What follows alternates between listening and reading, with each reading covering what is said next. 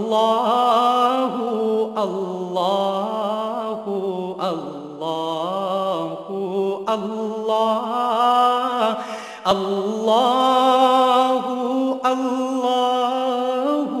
اللہ اللہ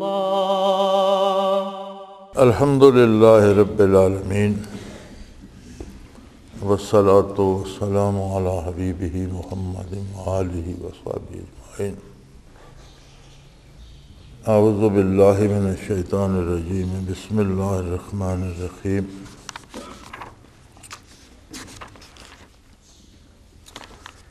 جب یہ دلائل السلوک تباہ ہوئی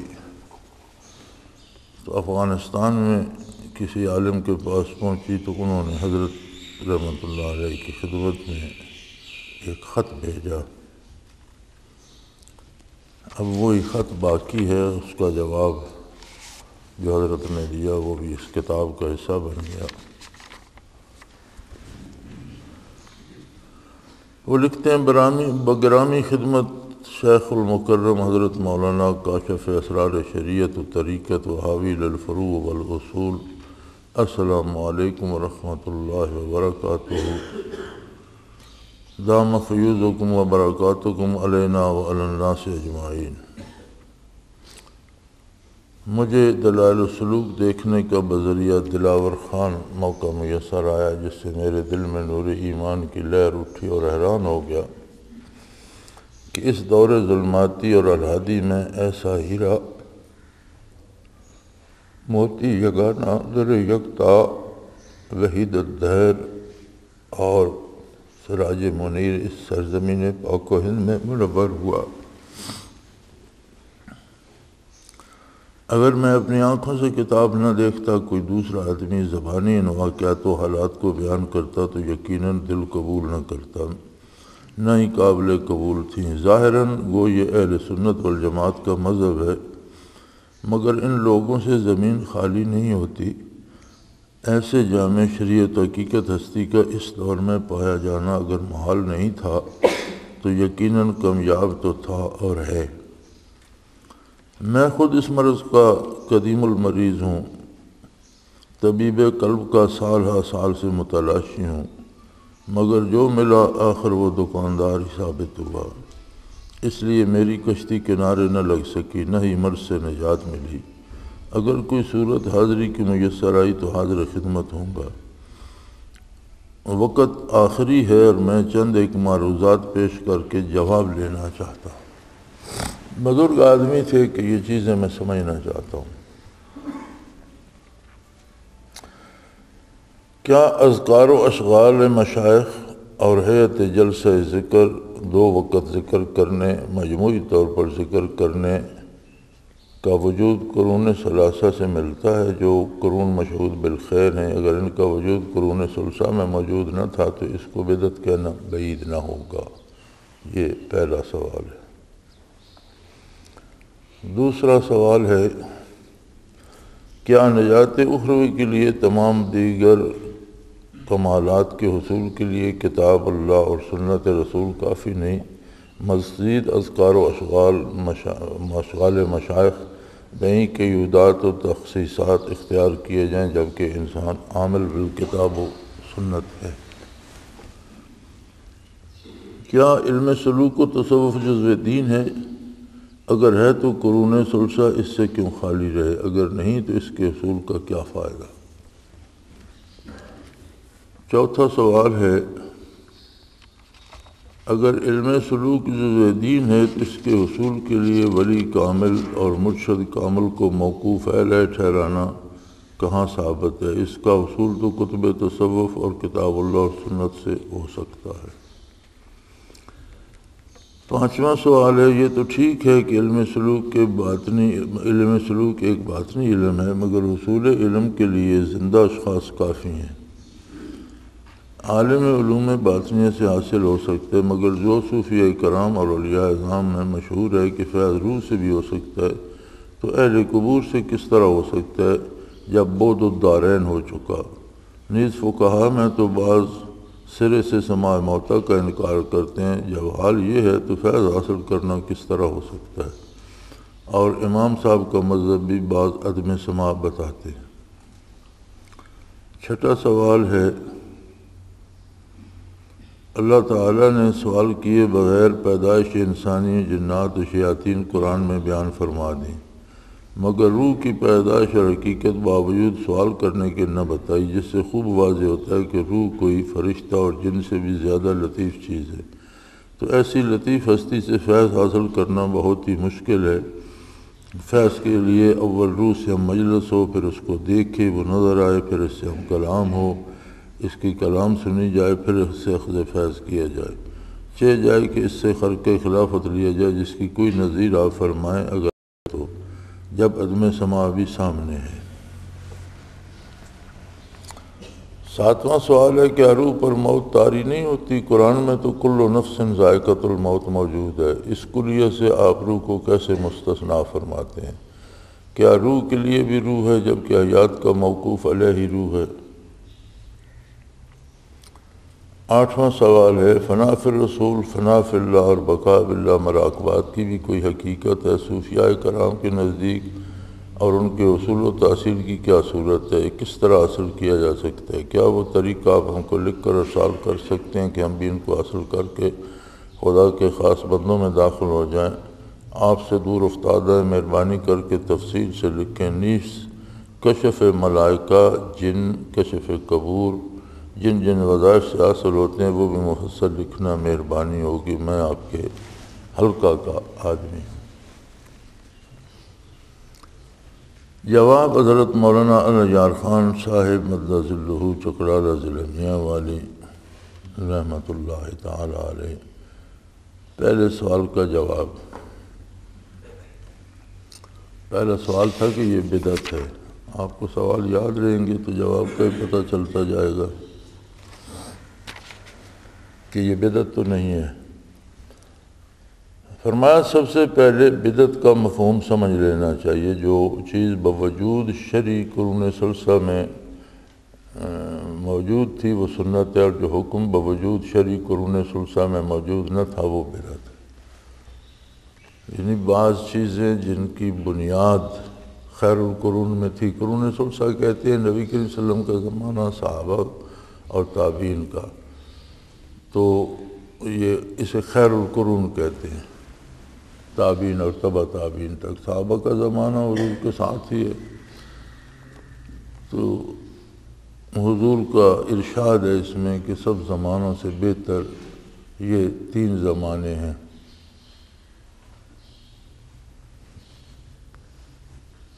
حضرت نے فرمایا کہ بدعت وہ چیز ہے جس کی اساس یا بنیاد خیر القرون میں موجود نہ ہو، اور حکم شرعی سے اس کی بنیاد موجود ہو، خواہ اس پر اس وقت عمل ہو سکا یا نہ ہو سکا، لیکن اس کی بنیاد موجود ہو تو وہ بدعت نہیں ہے۔ اب وجود شرعی کی تفصیل سنیے۔ وجود شرعی کیا چیز ہے؟ اصطلاح اصول فقہ میں وجود شرعی اسے کہتے ہیں جو بغیر بیان رسول کریم صلی اللہ علیہ وسلم معلوم نہ ہو سکے اور حس عقل کا اس میں دخل نہ ہو، یعنی وہ چیز جو جب تک حضور بیان نہ فرمائے معلوم نہ ہو سکے اور محض عقل انسانی سے یا اپنی سوچ بچار سے گھڑی نہ جائے، اور اس شے کا وجود حضور اکرم صلی اللہ علیہ وسلم کے فرمان اور بیان پر ہی موقوف ہوگا۔ پھر بیان میں خواہ صراحت ہو یا اشارتاً یا دلالتاً ہو، یعنی بیان میں واضح حضور کا بیان ہو یا کوئی اشارہ حضور نے اس طرف فرمایا ہو یا آپ کا کوئی عمل اس پہ دلالت کرتا ہو، تو اس ساری صورتوں میں وہ چیز سنت ہوگی۔ یعنی بیان کی کوئی فرع پائی گئی تو اس حکم کا جواز ثابت ہوگا اور حکم کا وجود شریعت میں آ گیا، خواہ اس وقت حکم کی جنس میں بھی خارج میں موجود نہ ہو۔ یعنی کسی چیز کی اصل اور بنیاد پائی گئی، حضور نے ارادہ فرمایا یا پسند فرمایا ایسا ہونا چاہیے، اس وقت وہ نہ ہو سکا تو بھی وہ کام سنت ہو جائے گا۔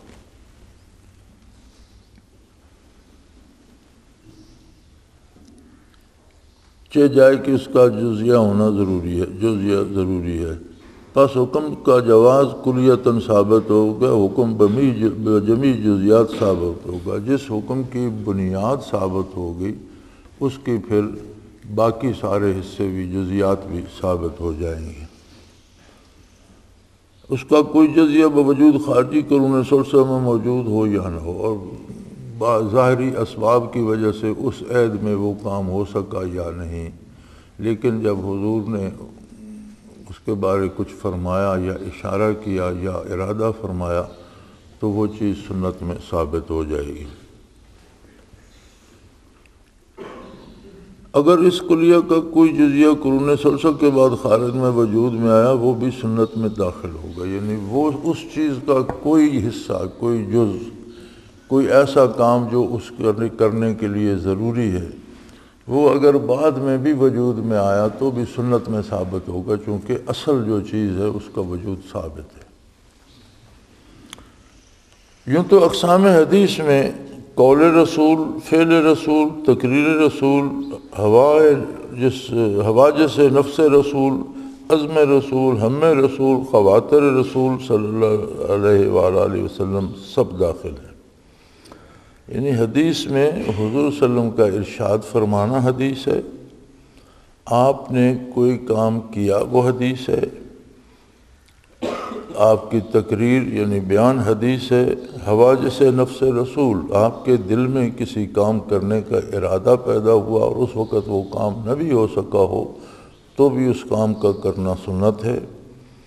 عزم رسول، حضور نے ارادہ فرمایا کہ یہ کرنا چاہیے، پھر نہیں بھی ہو سکا تو بھی اس کام کا کرنا سنت ہو گیا۔ ہم رسول، کسی کام کے بارے آپ نے ارادہ تو نہیں فرمایا لیکن خیال پاک تھا آپ کا کہ ایسا کیا جائے، وہ بھی سنت ہوگا۔ خواطر رسول، یہ بھی وہی بات ہے کہ آپ کے قلب اطر پہ جو بات گزری کہ ایسا کرنا چاہیے۔ مگر اذکار تو وہ سنت ہے جس کا ثبوت صراحتاً رسول کریم صلی اللہ علیہ وسلم اور صحابہ کرام کے زمانے اور خیر القرون میں پایا جاتا ہے۔ یہ ساری چیزیں سنت ہیں، مگر جہاں تک ذکر اذکار کا تعلق ہے تو یہ تو وہ سنت ہے جس پر خود حضور صلی اللہ علیہ وسلم کا عمل بھی تھا، صحابہ کرام کا عمل بھی تھا، خیر القرون کے متقدمین کا عمل تھا۔ اور اذکار و اشعار جن کی اصل کتاب و سنت میں موجود ہو ان کی جزیات مشائخ نے اس اصل سے اخذ کی ہوں، داخل سنت ہے۔ جب ذکر اذکار کا اصل وجود قرآن میں بھی موجود ہے، قرآن میں حکم موجود ہے ذکر کرنے کا، اور حضور کے عمل سے ذکر کا کرنا، صحابہ کے عمل سے ذکر کا کرنا ثابت ہے، تو پھر ذکر کرنے کے لیے جو جزیات مشائخ وضع کرتے ہیں، لوگوں کے مزاج مختلف ہوتے ہیں، انہیں مختلف طرح سے ذکر کراتے ہیں، تو یہ جزیات جو ہوں گی یہ سنت میں داخل ہوں گی، کیونکہ مشائخ نے یہ جزیات بھی اسی اصل سے اخذ کی ہوں گی، یعنی اس کے خلاف نہیں ہوں گی، قرآن و سنت ہی سے اخذ کی ہوئی جو اس کی جزیات ہوں گی وہ بھی سنت میں داخل ہوں گی، کیونکہ وسائل و ذرائع کا حکم مقاصد میں داخل ہوتا ہے۔ وسیلہ اور ذریعہ جو ہوتا ہے وہ کسی مقصد کا حکم ہے کہ یہ کرو، تو اس کے لیے جو وسیلہ یا ذریعہ ہوگا وہ اسی مقصد کے حکم میں داخل ہوگا۔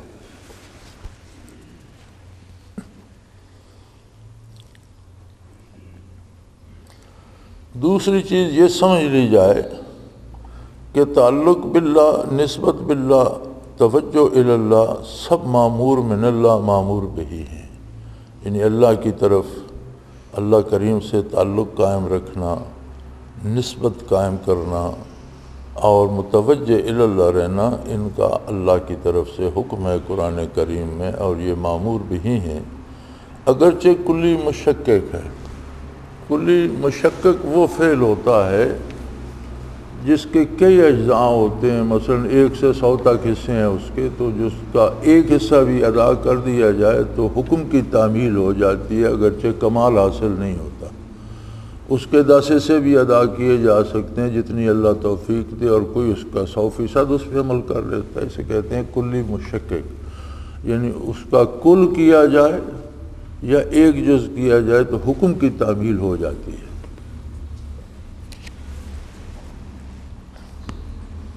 جس کا ادنا درجہ مندوب ہے، یعنی بہت مناسب ہے کہ جو کم از کم درجہ اس کا ہے وہ حاصل کیا جائے، اور اعلیٰ درجہ فرض ہے، اور اس کا کمال حاصل کرنا اور اس کے لیے عمر بھر کوشش کرنا، محنت کرنا، مجاہدہ کرنا یہ فرض ہے، کیونکہ قرآن کی آیت سے ذکر کا حکم ثابت ہے۔ تو ذکر کا حکم کلی مشکک ہے۔ کلی مشکک وہ فعل ہوتا ہے جس کے بہت سے درجے ہوں اور چھوٹے سے چھوٹے درجے پہ بھی عمل کر لیا جائے تو نافرمان نہیں کہلاتا بندہ، یعنی اس نے عمل کر لیا، لیکن اس پر قناعت نہ کرے، اس کا کمال حاصل کرنا فرض ہے کہ حکم 100 درجے کا ہے تو 100 تک پہنچنا چاہیے، اس کے لیے محنت کرے، مجاہدہ کرے، کیونکہ یہ فرض ہے۔ اور سینکڑوں آیات قرآنی اور احادیث نبوی علیہ صاحب الصلاۃ والسلام سے ان کا مامور من اللہ ہونا ثابت ہے، یعنی قرآن کی سینکڑوں آیت سے ذکر کا حکم ثابت ہے، حضور کے سینکڑوں احادیث مبارکہ سے ذکر کا حکم ثابت ہے، بلکہ تمام شریعت کا خلاصہ اجمال یہ ہے کہ مال اولاد سے تعلق حفاظت کا ہو اور اللہ سے تعلق عبادت اور اطاعت کا ہو۔ یعنی شریعت کا اصل مغز جو ہے یا حاصل جو ہے وہ یہ ہے کہ دنیا میں رہنا ہے، دنیا سے بھی برتنا ہے، روزی بھی کمانی ہے، بچوں کو بھی پالنا ہے، گھر بھی بنانا ہے، لباس کی، غذا کی ضرورت ہے، ملازمت یا کاروبار کی ضرورت ہے، لیکن ان سب چیزوں سے تعلق ایسے ہو جیسے کسی امین کا امانت سے ہوتا ہے کہ یہ چیزیں اللہ کی ہیں، اس نے میرے پاس امانت رکھوائی ہیں، اس کی رضا کے لیے، اس کی مرضی کے مطابق ان کو سنبھالنا میری ذمہ داری ہے، اور اللہ کریم سے تعلق اس کی اطاعت اور عبادت کا ہو کہ ہر کام میں اس کی اطاعت کرے اور عبادات میں پختہ تر رہے۔ یہ ساری شریعت کا حاصل ہے۔ جو شخص قرآن مجید اور حدیث شریف میں غور کرے، سینکڑوں آیات و حدیث سے ان کا مامور من اللہ ہونا پائے گا اور غیر سے قلبی انقطاع کا ثبوت ملے گا۔ یعنی اگر قرآن اور حدیث پر غور کیا جائے تو یہ چیز بالکل واضح ہو جاتی ہے۔ تیسری بات یہ سمجھ لیں کہ مامور بھی اور مامور من اللہ مقصود لذات ہی ہے، یعنی جس چیز کا اللہ کریم حکم دے دیتے ہیں کہ ایسا کرو، ویسا کرنا مقصد حیات بن جاتا ہے، وہ کوئی ضمنی چیز نہیں ہوتی۔ جس کام کا حکم اللہ دیتے ہیں وہ مقصود لذات ہی ہے، وہ کام کرنا مقصد حیات بن جاتا ہے کہ وہ ضرور کیا جائے۔ اور جو چیز معمور بھی ہو، اس کی تحصیل کے لیے جو ذرائع اور وسائل اختیار کیے جائیں گے یا جو طریقہ مشخص کیا جائے گا یا مقید کیا جائے گا وہ بھی معمور بھی ہوگا۔ جس کام کا حکم دیا جائے کہ ایسا کرو، اب اس کام کے کرنے کے جو ذرائع ہیں، جو طریقے ہیں، وہ اس حکم میں داخل ہوں گے جو حکم ملا ہے کہ یہ کام کرو۔ مثلا حکم ملا یہ کتاب پڑھو، قرآن کی تلاوت کرو۔ اب قرآن کا دستیاب کرنا، کتاب اللہ کا لینا، کسی سے سیکھنا، یہ سارے ذرائع ہیں، یہ اسی حکم میں داخل ہوں گے۔ یہاں حضرت نے مثال دی ہے، جیسے وضو کو دیکھیے کہ مقصود لذاتی ہی تو نماز ہے، یعنی مقصد تو اللہ نے حکم تو صلاۃ کا دیا، صلاۃ فرض ہے جب وقت آتا ہے، اور صلاۃ اپنے وقت سے فرض ہے۔ اب ہم کہیں کہ اب اس وقت ہم زور پڑھ لیں تو نہیں ہوگی، جب زور کا وقت ہوگا فرض ہو جائے گی۔ تو صلاۃ فرض ہے، وضو فرض نہیں ہے، لیکن جب وقت ہوگا تو وضو فرض ہو جائے گا، چونکہ صلاۃ کی ضرورت ہے کہ وضو ہو۔ کپڑوں کا پاک ہونا ہر وقت فرض نہیں ہے، لیکن جب وقت ہوگا صلاۃ کا تو لباس کا پاکیزہ ہونا فرض ہو جائے گا۔ نماز موقوف ہے وضو پر، لہذا وضو کے لیے پانی مہیا کرنا واجب ہو جائے گا۔ یہاں تک کہ صرف وضو نہیں، وضو کے لیے پانی کی تلاش بھی واجب ہو جاتی ہے، فرض ہو جائے گی کہ پانی تلاش کرے تب وضو ہوگا، کیونکہ وہی تو وسیلہ اور ذریعہ طہارت ہے۔ اب پانی ڈھونڈنا کہاں فرض ہے، لیکن جب وقت ہوگا صلاۃ کا تو وضو فرض ہو جائے گا، وضو کے لیے پانی کی تلاش فرض ہو جائے گی۔ اس طرح نماز کے لیے ستر عورت فرض ہے، یعنی بغیر ستر عورت کے یا برہنہ حالت میں تو آپ صلاۃ ادا نہیں کر سکتے، لہذا لباس کا مہیا کرنا بھی فرض ہو جائے گا کہ اس وقت لباس ہو، پاکیزہ ہو۔ اسی طرح ذکر الہی کے سلسلے میں مشائخ نے جو وسائل اور ذرائع اختیار کی یا جن ذرائع کو اصل مقصود کے لیے مشخص یا مقید کیا یا موقت و غیر مقید کیا، جن پر مقصود ذاتی موقوف تھا، وہ بھی مقاصد میں داخل ہوئے۔ تو جو مشائخ حضرات نے ذکر کے لیے طریقے اور سلیقے سکھائے، اصل مقصد تو اللہ کا ذکر تھا جس کا حکم قرآن میں موجود ہے، سنت میں بھی موجود ہے۔ اس کے جو ذرائع اور طریقے اور سلیقے مشائخ نے مقرر کیے ہیں وہ اس لیے فرض ہو جائیں گے، اس لیے سنت یا فرض کے حکم میں آ جائیں گے کہ اصل مقصد تو ذکر کا اور برکات کا حصول ہے، اور اس کے لیے وہ ضروری ہیں۔ جن پر مقصود ذاتی وہ بھی مقاصد میں داخل ہوئے، ان کو بدعت نہیں کہا جائے گا، اور یہ احداث فی الدین نہیں ہوگا، یہ دین میں نئی بات گھڑنے کے مطابق نہیں ہوگا۔ احداث ہوتا ہے کوئی نئی چیز گھڑ کے داخل کرنا۔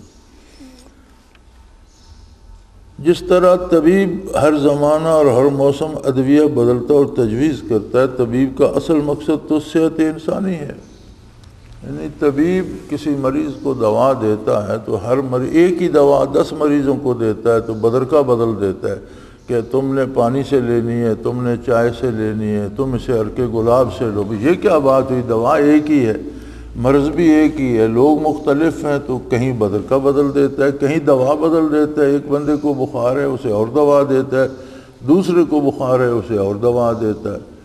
تو جتنا بھی بدلتا رہے اس کا اصل مقصد تو حصول صحت ہے۔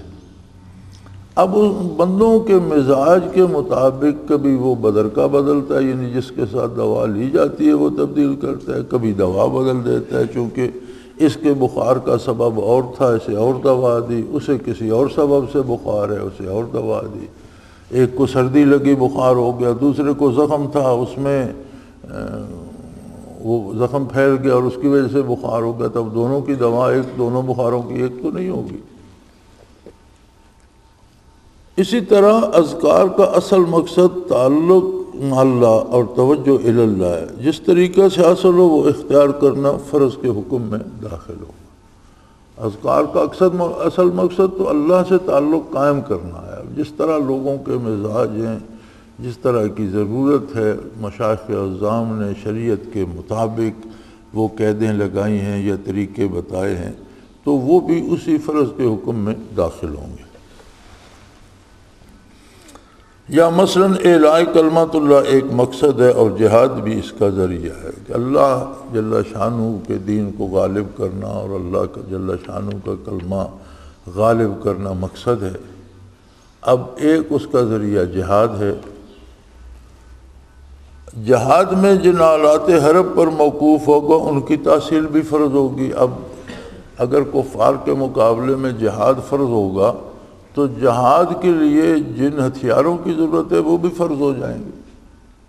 حالانکہ کوئی ہتھیار جمع کرنا فرض تو نہیں ہے، لیکن جب ضرورت جہاد جب فرض ہوگا تو اس مقصد کے حصول کے ذرائع بھی فرض ہو جائیں گے، جیسے آج کے حالات کے مطابق توپ، ٹینک، ہوائی جہاز وغیرہ۔ ان کو اس وجہ سے بدعت نہیں کہا جائے گا کہ رسول کریم صلی اللہ علیہ وسلم کے زمانہ یا صحابہ کے زمانہ میں یا خیر القرون میں ان کا وجود نہ تھا۔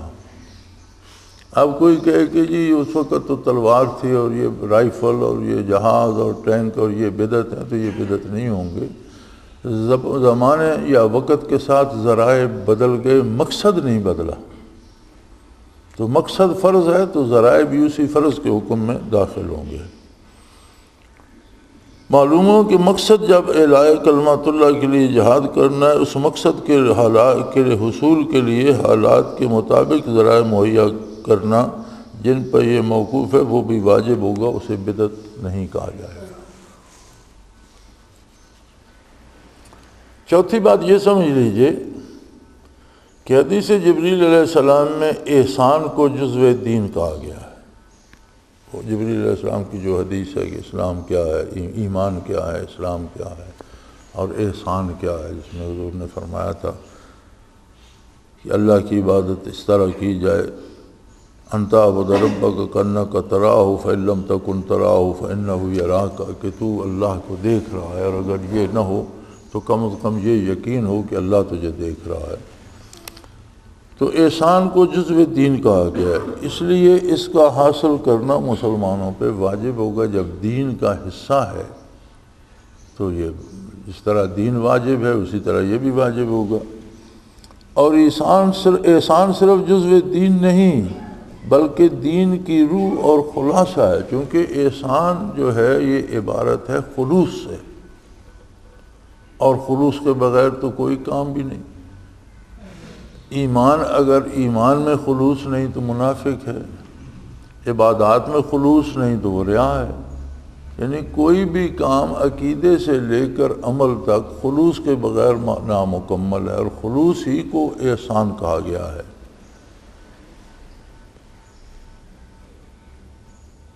اور جس نے اسے حاصل نہ کیا اس کا دین ناقص ہے، کیونکہ احسان کی حقیقت یہ بیان ہوئی ہے کہ تعبد ربک کانک تراہ فإن لم تکن تراہ فإنہ یراک، کہ اللہ کریم کی اپنے پروردگار کی عبادت اس طرح کر جیسے تو اسے دیکھ رہا ہے، اور اگر تو اسے دیکھ نہیں رہا تو وہ تجھے دیکھ رہا ہے۔ حدیث میں دین کے تینوں اجزاء کا ذکر ہے، ایمان جو اصل ہے، اعمال جو فرع ہیں، ایمان کے بعد اعمال فرع ہیں یعنی اس کے حصے ہیں کہ ان کے بغیر ایمان مکمل نہیں ہوتا۔ اب اگر کوئی کہے میرے پاس مکان تو ہے لیکن اس میں دیواریں نہیں ہیں، چھت نہیں ہے، تو کون مانے گا کہ وہ تمہارے پاس مکان ہے؟ تو یہ دیواریں اور چھت اور فرش اور دروازے یہ مکان کی فرع ہیں، اس کے جز اور حصے ہیں۔ تو ایمان اگر مکان ہے تو اعمال اس کے حصے ہیں، ان سے ہی ایمان مکمل ہوتا ہے۔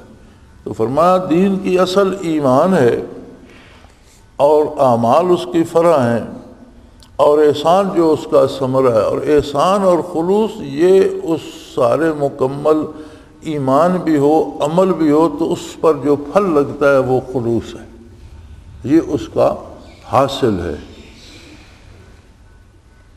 تو ظاہر ہے اسے چھوڑ دینا ایسا جیسا ایک شخص مغرب کی نماز میں فرض کی 2 رکعت پڑھ کر فارغ ہو جائے، ظاہر ہے اس کی نماز نہیں ہوگی۔ جب دین کے 3 حصے بیان ہوئے، ایمان، اعمال اور احسان، تو اگر کوئی احسان کو چھوڑ ہی دیتا ہے تو ایسی مثال ہے جیسے مغرب کی نماز میں اس نے 2 فرض پڑھے، تیسرا چھوڑ دیا، تو وہ 2 بھی نامقبول ہوں گے، اس کی نماز پوری نہیں ہوگی۔ اسی طرح احسان کو چھوڑ دینا دین کے ایک عظیم جز کو ترک کرنا، اس لیے دین ناقص رہ جائے گا۔ 5ویں بات یہ سمجھ لیجئے کہ حضور اکرم صلی اللہ علیہ وآلہ وسلم کے زمانہ میں درجہ احسان صرف صحبت رسول صلی اللہ علیہ وسلم سے حاصل ہو جاتا تھا،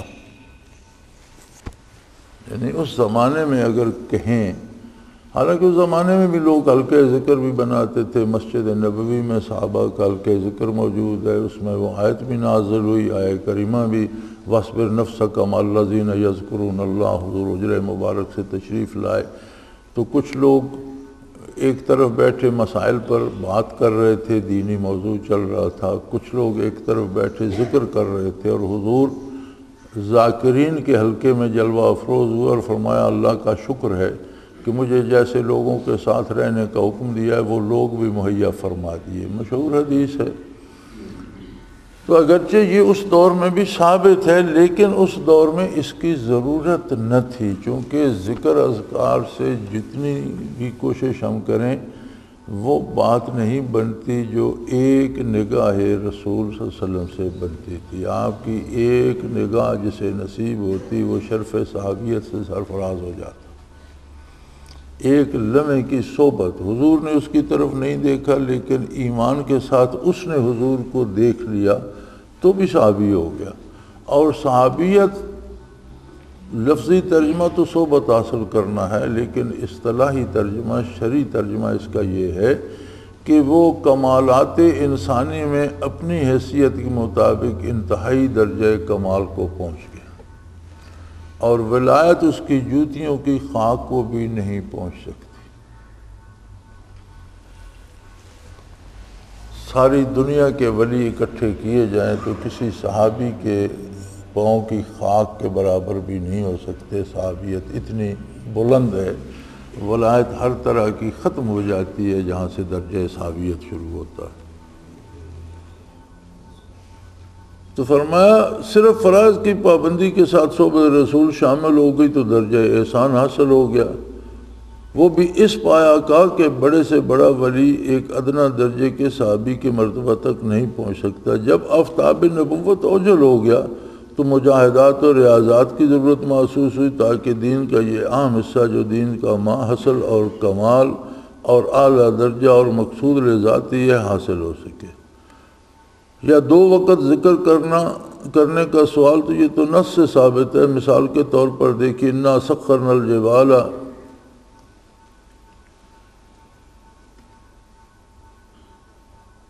معه ليسبحن بالعشي والاشراق والطير محشورا، قرآن کی آیت میں ہے ہم نے پہاڑوں کو حکم کر رکھا تھا کہ ان کے ساتھ شام اور صبح تسبیح کیا کریں، اور پرندوں کو جو حضرت داؤد علیہ السلام کے ساتھ۔ تو فرمایا یہ 2 وقت کا ذکر تو قرآن میں موجود ہے کہ ہم نے پہاڑوں کو بھی پابند کر رکھا تھا کہ حضرت کے ساتھ 2 وقت ذکر میں شامل ہوا کریں، ذکر کیا کریں۔ اس حقیقت کو کشف صحیح کی تائید بھی حاصل ہے، اور یا اللہ نے اس آیت سے 2 امور ثابت کیے ہیں۔ اول اجتماعی ذکر، یعنی حلقہ ذکر بنانا اس آیت سے ثابت ہے، اور دوسرا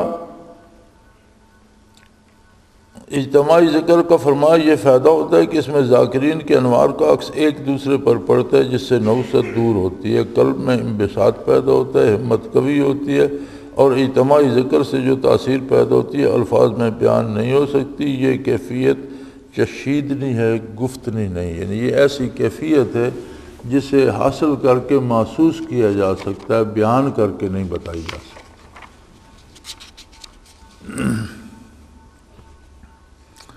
دوسری آیت کریمہ وَاذْكُرْ رَبَّكَ فِي نَفْسِكَ تَضَرُّعًا وَخِيفَةً وَدُونَ الْجَهْرِ مِنَ الْقَوْلِ بِالْغُدُوِّ وَالْآصَالِ وَلَا تَكُن مِّنَ الْغَافِلِينَ۔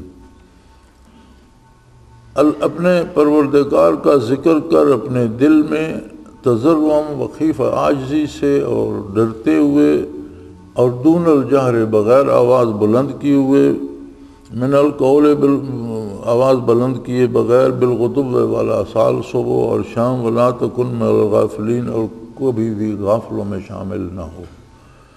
اس آیت میں ذکر قلبی کرنے کا حکم ہے کیونکہ خوف کا تعلق دل سے ہے، زبان سے نہیں۔ تضرعًا وخیفۃ، یہ عاجزی اور خوف یہ دل کے فعل ہیں، زبان کے نہیں، تو پھر ذکر بھی دل کا ہوگا، قلبی ہوگا۔ دوم، صبح و شام ذکر کرنے کا حکم ہے۔ آخری بات یہ نکلی کہ جو شخص اس طرح ذکر نہیں کرتا وہ اللہ سے غافل ہے، اور ظاہر ہے کہ اللہ سے غافل ہو جانے سے بڑھ کر محرومی کیا ہو سکتی ہے۔ اس غفلت سے دین میں جو نقص پیدا ہو جاتا ہے اس میں کلام کی گنجائش کہاں، اس میں یعنی کچھ نہیں کہا، یعنی وہ یقینی ہے۔ تیسری آیت کریمہ ہے وَاصْبِرْ نَفْسَكَ مَعَ الَّذِينَ يَدْعُونَ رَبَّهُمْ بِالْغَدَاوَةِ وَالْعَشِيِّ۔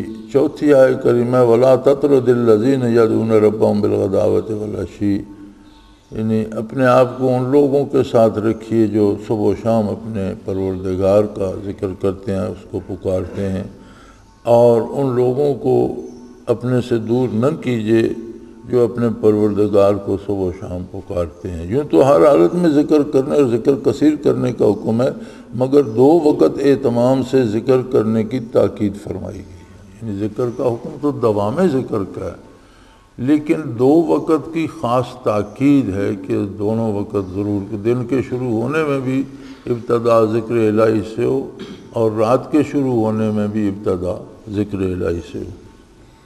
اس حدیث میں اجتماعی ذکر کے سلسلے میں صحیح حدیث بھی موجود ہے۔ لا یقعد قوم یذکرون اللہ الا حفت بہم الملائکۃ وغشیتہم الرحمہ وتنزلت علیہم السکینہ وہم قوم لا یشقی جلیسہم۔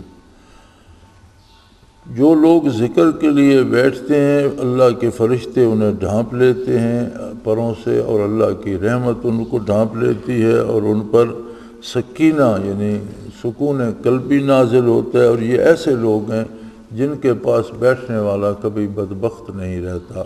یہ حدیث شریف ہے۔ اس حدیث میں اجتماعی ذکر کا ثبوت موجود ہے۔ پھر اس نعمت کا ذکر ہے کہ اس مجلس کو ملائکہ گھیر لیتے ہیں، رحمت باری اور سکون قلبی نازل ہوتا ہے، یہاں تک کہ اس مجلس میں بیٹھنے والا بھی بدبخت نہیں رہ سکتا۔ پھر صحیح حدیث میں موجود ہے کہ ملائکہ کی ایک جماعت حلقے ذکر کی تلاش میں پھرتی ہے، جہاں کہیں کوئی مجلس ذکر پاتے ہیں دوسرے فرشتوں کو بلاتے ہیں اور اس مجلس میں بیٹھ جاتے ہیں۔ مختصر یہ کہ ذکر کا مامور من اللہ ہونا اور صبح و شام اہتمام سے ذکر کرنا نص سے ثابت ہے، یعنی ذکر کا اللہ کا حکم ہونا اور صبح شام پابندی سے ذکر کرنا یہ قرآن کے حکم سے ثابت ہے۔ یہ تھا پہلے سوال کا جواب کہ یہ بدعت تو نہیں۔ دوسرا سوال کیا ہے بھائی؟ مجھے خود بھول گیا، آپ کو کیا یاد ہوگا؟ نجات اخروی کے لیے دیگر تمام کمالات کے حصول کے لیے کتاب اللہ اور سنت رسول کافی نہیں کہ مزید اذکار و اشکال بہیں کی عیدات و تخصیصات اختیار کیے جائیں۔ اس کا جواب حضرت نے دیا ہے کہ ذکر کثیر جو تمام اوقات کو شامل ہے، صبح و شام ذکر کرنے کا مامور من اللہ ہونا نصوص قرآنی حدیث نبی سے ثابت ہے، جیسا اوپر بیان ہو چکا۔ تو یہ ذکر کرنا بھی عمل بالکتاب و سنت ہے۔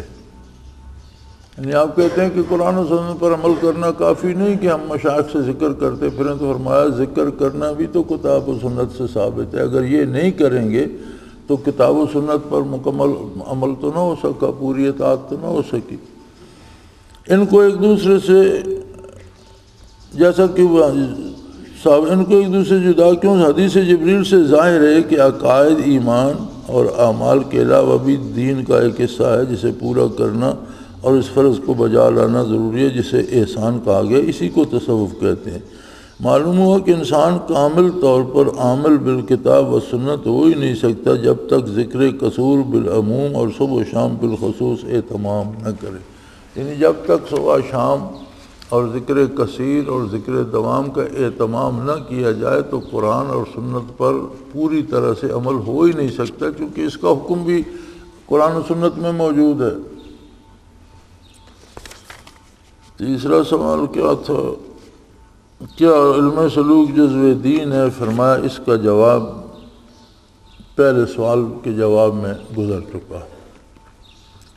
چوتھے سوال کا جواب چوتھا ہے، اگر علم سلوک جزو دین ہے تو اس کے حصول کی ولی کامل اور مرشد کامل کو موقوف علیہ ٹھہرانا کہاں ثابت ہے؟ یہ تو کتب تصوف اور کتاب اللہ سنت سے ہو سکتے۔ چوتھا سوال یہ ہے کہ اگر یہ شریعت سے ثابت ہے تو پھر اس کے لیے مرشد کی کیا ضرورت ہے؟ قرآن و سنت سے یا اس کی تصوف کی کتابوں سے حاصل کیا جا سکتا ہے۔ یہ چوتھا سوال ہے۔ جواب فرماتے ہیں کوئی علم یا فن کسی استاد کی شاگردی اختیار کیے بغیر نہیں سیکھا جا سکتا۔ کتاب اللہ اور سنت رسول کا صحیح فہم حاصل کرنا کامل اور ماہر استاد کے تعلیم دینے پر موقوف ہے۔ محض کتابوں کے مطالعے سے کتاب اللہ کے اسرار اور سنت رسول کی حقیقت سمجھ میں نہیں آ سکتی۔ یعنی محض رسالے کتابیں پڑھتے رہیں تو اس سے سمجھ نہیں آتی جب تک باقاعدہ کسی استاد سے یہ حاصل نہ کریں۔ پھر اس کلیہ میں تصوف کو مستثنا کیوں کیا جائے؟ اس کے سیکھنے کے لیے مرشد کامل کی ضرورت کا انکار کیوں کیا جائے جبکہ وہی فن سکھانے کی مہارت و اہلیت رکھتا ہے؟ کتب تصوف سے نشان راہ تو مل سکتا ہے، منزل تک رسائی نہیں ہو سکتی۔ حالات، واردات، کیفیات اور روحانی ترقی کے لیے مراقبات کتابوں سے سیکھنے کی چیز ہی نہیں۔ اور اصل بات یہ ہے کہ جو کیفیات ہیں یا مراقبات ہیں یا درجات ہیں یہ کتابوں سے سیکھنے کی نہیں، یہ تو کیفیات ہیں جو سینہ اطہر سے صحابہ کو ملیں، صحابہ سے تابعین، تبع تابعین کو، اور یہ کیفیات ہیں جو سینہ بسینہ دلوں سے دلوں کو چلتی ہیں، ان کو تو لکھا پڑھا جا ہی نہیں سکتا، کیونکہ واضح نے ان کے لیے الفاظ وضع ہی نہیں کیے، یعنی یہ الفاظ میں نہیں آتی، ان کے لیے تو کوئی لفظ بنا ہی نہیں۔ اور عام کیفیات میں بھی آپ ایک آدمی کو بھوک پہ لیکچر دیتے رہیں کہ بھوک لگے تو یہ محسوس ہوتا ہے، بھوک لگے تو یہ محسوس، اسے آپ مہینوں پڑھاتے رہیں لیکن اسے 2 دن بھوکا رکھیں تو اسے صحیح سمجھ آ جائے گی کہ بھوک لگے کھانا نہ ملے تو کیا ہوتا ہے۔ ہم غصے پہ لیکچر دیتے رہیں، غصے میں آدمی یہ محسوس کرتا ہے، غصے میں یہ محسوس کرتا ہے، تو ہم نہیں سمجھا۔ کسی کو غصہ دلا دو تو اسے سمجھ آ جائے گی کہ غصے میں کیا محسوس، یہ جو کیفیات ہیں مادی